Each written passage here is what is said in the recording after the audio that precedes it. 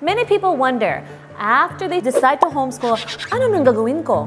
What am I going to use to teach my kids? And this is where this episode comes in.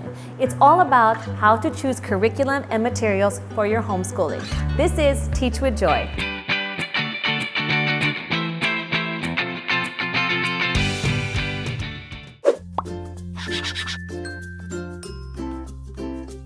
Let's define first kung ano yung curriculum. What is the meaning of the word curriculum? Curriculum essentially means the materials, the books, maybe it's an online program that you're going to use, whatever you need to accomplish the learning goals for your school year. Usually, diba, if your kids are enrolled with the school, syempre, you don't need to think about this. You just buy whatever curriculum is prescribed by the school. But when you decide to homeschool, now it's on you to really come up with the materials that your children are going to use. It can be intimidating, nakakatakot minsan, pero it's also a fun experience because you get to customize how your child is going to learn and accomplish the learning objectives for the year. What are the different types of curriculum? Well, one kind of curriculum would be what you're similar to using for schools.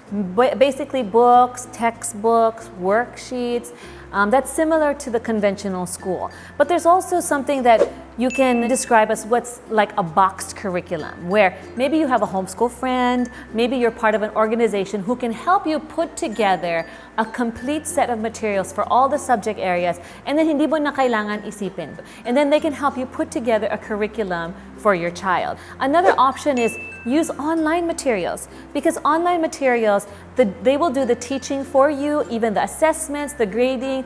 Hindi mo na kailangan isipin kung how am I going to assess my child, what's the next lesson that they're going to learn, as in all-in, built-in na siya, especially if they're older. Kasi kaya na nilang mag-navigate sa computer, do the online work on their own. So another kind of curriculum would be the halo-halo approach or mix-mix. So ano to? This is basically taking some online sources, books and materials that are print-based, or maybe you can even use a friend, a teacher who can do some online teaching for your child, or you can borrow a friend who's also homeschooling to help you teach a certain subject.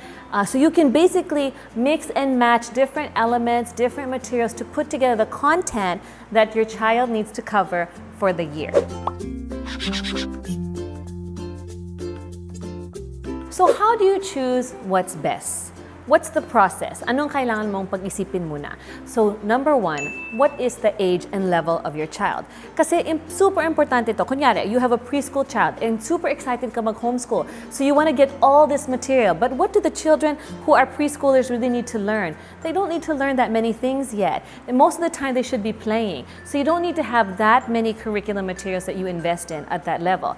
But as your child moves up the levels, kunyari, magiging high school na sila, or they're going to go into the senior high school years, you really need to think through, okay, for this year, what are the learning competencies that are required by the Department of Education? Because medyo serious na yan. And if they're going to be in the senior high school levels, you need to think, what college are they going to be, planning to go into?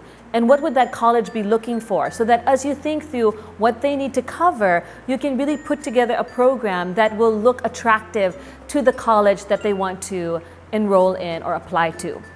And then you also have to think through, how many years am I going to be doing homeschooling? Kunyari, you're just going to be doing it for this year because of the COVID situation, the pandemic. Then make sure that whatever materials you choose align siya sa school that you want to transfer your child back into. Does that make sense? Because if you're going to get a homeschool material that's not the same as what they'll be doing in the school for next year, your child will have a hard time adjusting back into using the same curriculum that the school is using. And then the next thing you can do is think about how many kids do you have to homeschool. Like in my case, ang dami kong anak, 6. 5 of them I'm homeschooling kasi yung isa, baby pa. So I always have to think through, are there some materials that I can use na I can do across the levels? When I'm teaching Bible and character, it's easier if we just do one Bible and character material for several of my children. Because I discuss it with them, we discuss how we're going to apply this as a family. I don't have to do per child different leveled curriculum. The next thing you have to think through is, what are the learning competencies that they need to cover. And this is where you can go to the website of the Department of Education, or if you're with an accredited provider, they'll tell you what they have to cover for the year. Or you can check out the Facebook of the Department of Education. I did that recently, and I saw there what they're requiring for school year 2020 to 2021. This is especially helpful if you are an independent homeschooler, because you need to structure your materials on your own and the learning competencies. You have to think about how much time do you have to devote to teaching. Usually you need about 2 to 3 hours daily just to check on your child. So if you don't have a lot of time beyond that to give, kasi working mom ka and mahirap mag-adjust ng schedule mo because you need to give time to your work and you won't be able to give that much time to homeschooling, then do homeschooling materials that will be online. And then you have to think through also, how do I like to teach the material? Some moms, they like to use worksheets because they feel like I can easily check if my child's learning, but maybe the child, they don't really respond to worksheets very well because that's not their learning style. So on the one hand, you have to think about how you like to teach, what's easy for you, what's convenient for you, but you also have to think about what will appeal to my child. Because at the end of the day, ang iniisip mo talaga is how will my child learn best, right? How do I choose the materials that will help my child to learn best? So kunyari, kung may anak ka na auditory, ibig sabihin, if you read material to them, they can pick it up easily because magaling sila makinig, okay? When it comes to the material, when you're homeschooling and you have a visual child, then don't just get material na kailangan nilang makinig na makinig pero hindi naman nila maaalala because they can't retain the content well. They need lots of pictures, visual images to help them. The other thing you need to think about is what's your budget, right? Everyone needs to think through, how much do I really have to spend for my materials? Kung maliit lang yung budget mo, then wag kang mag-aspire na imported lahat yung materials. Kasi pag imported materials, syempre mas mahal. So for me, ang dami kong anak, I can't do all imported materials all the time. Sometimes I look for free resources online. KhanAcademy.org is a free resource. There's other free resources online. And the DepEd, I know, also has a list of free resources available.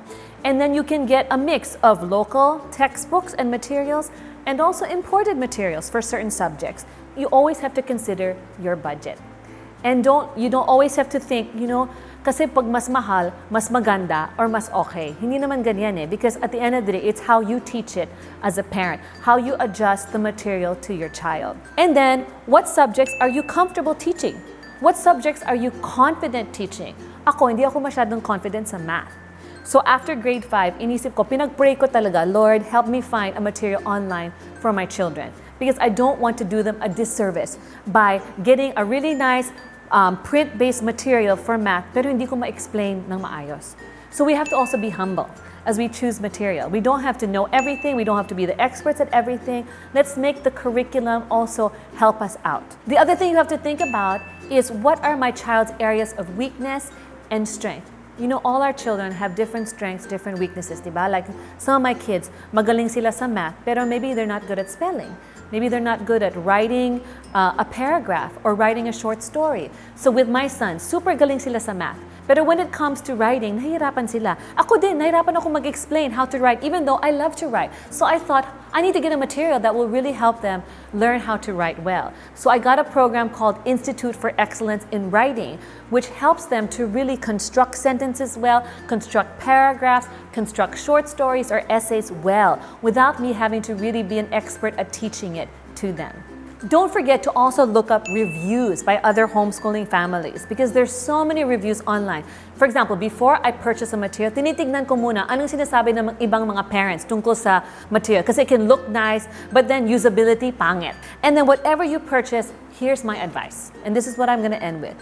Be willing to flex and don't feel controlled by the curriculum. Why? As you homeschool, you'll find, siguro, pag nag-invest ka ng super magandang curriculum, it's perfect for your visual child, it looks so nice. But when you started using it, ang anak mo, parang ganyan siya.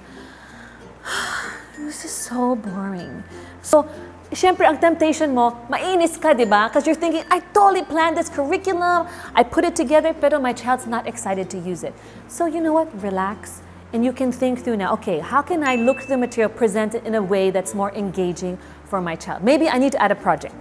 some kind of hands-on activity. Maybe I need to read it and discuss it with them. Maybe I need to skip some parts because some parts really are boring and it's too repetitive. So don't be afraid to be flexible with the material, to adapt it to the personality and learning style of your child as you go along. And sometimes there have been times for me, I had to switch the curriculum in the middle of the year.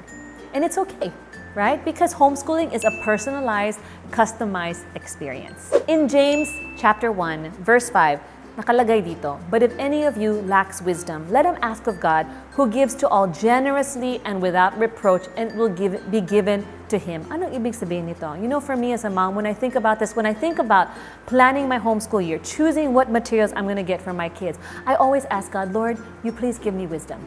Because you know my children best. And I need to know what's going to work best for my kids this year. What are their needs this year? What I need to accomplish.